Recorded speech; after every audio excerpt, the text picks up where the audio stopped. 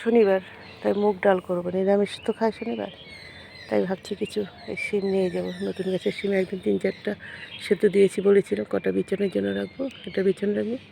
আর এখান থেকে কিছু তুলে নিয়ে যাব।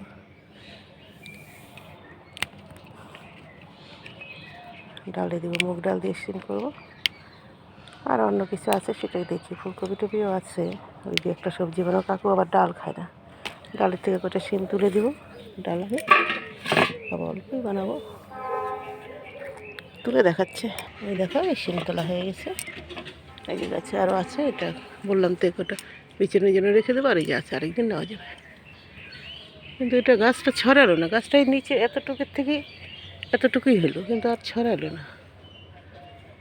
এই জামাই কুলি শিম একটা আছে, নিয়ে নি, বড়ো হয়ে গেছে। আর এই কটা ফুল আসছে,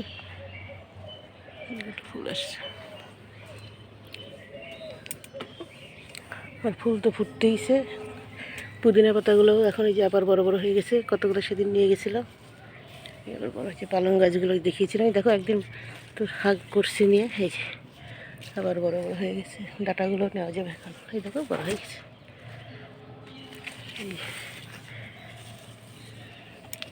লঙ্কা জবা ফুল টুলও ফুটেছে, ফুলও নেব।